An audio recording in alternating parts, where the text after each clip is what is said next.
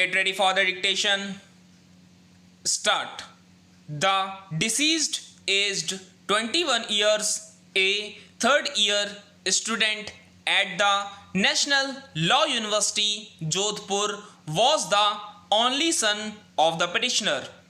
She seeks justice to unravel the mystery of her son's homicidal death, dissatisfied with the investigation carried out by the state police. The investigation has reached a dead end without identification of the offenders. The prayer in the writ petition is therefore for a mandamus to transfer the investigation in FIR number 155 of 2018 dated 29/6/2018, registered under section 302 of the Indian Penal Code at the Mandor Police Station, Jodhpur City, Rajasthan, to the Central Bureau of Investigation. Sri Sunil Fernandez, learned counsel for the petitioner, submits that in the evening of 13/8/2017, the deceased had gone out of the hostel to a restaurant situated around 300 meters from the university campus along with his friends at the university. His dead body was found at 9 a.m. the next morning on the railway tracks behind the restaurant. Relying on frivolous stories floated on the deceased having committed suicide due to depression, the university authorities did not register a first information report, hereinafter referred to as the FIR. The FIR was registered nearly 10 months later on 29/6/2018 after much persuasion by the petitioner and her husband.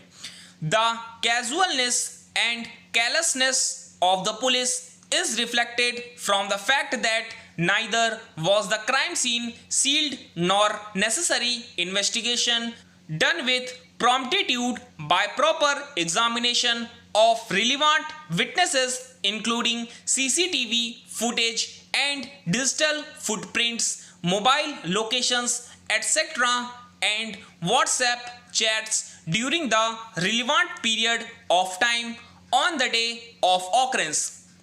It is difficult to accept that the service providers did not provide mobile dump data of towers in the location of the incident, or that they were conveniently found by the police to be dark zones. The railway authorities had confirmed Annexure P-2 that during the intervening night approximately 5 trains had crossed the track and no engine driver had reported any untoward incident till the body was suddenly found on the railway track at 9 a.m. next morning. Prior to that, a witness who had gone to answer the call of nature at 6:30 a.m. had stated that he did not see any dead body on the railway track. The nature and number of injuries found on the body of the deceased make it evident that it was a homicidal death and not accidental or suicidal in nature. The caretaker of the warehouse near the place of occurrence has not been examined on the frivolous pretext that he was deaf and therefore unreliable. The excuse that the caretaker could not be relied upon because he was deaf is preposterous. The deceased was not alone but in company of his friends. Strangely, yet there is no evidence how and under what circumstances and by whom he was murderously assaulted. The deceased is stated to have returned back to the hostel. The entry register bore his initials signifying his return to the campus, yet it has been whisked away by a simplistic explanation of one of his friends that he had made the entry by mistake. Surely this was a matter for further investigation. If the deceased subsequently left the hostel premises again alone at 10:30 p.m., there had to be visuals in the CCTV footage at the gate. No investigation of mobile locations available in the vicinity at the time of occurrence has been attempted by the police.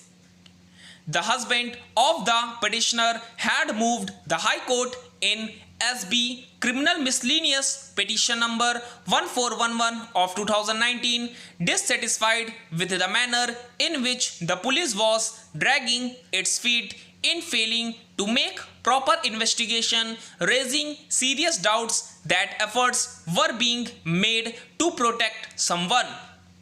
The High Court on 24/2/2020 disposed of the petition, directing the investigating officer to file the result of the investigation in the court concerned, reserving liberty to the petitioner to challenge the same. Stop.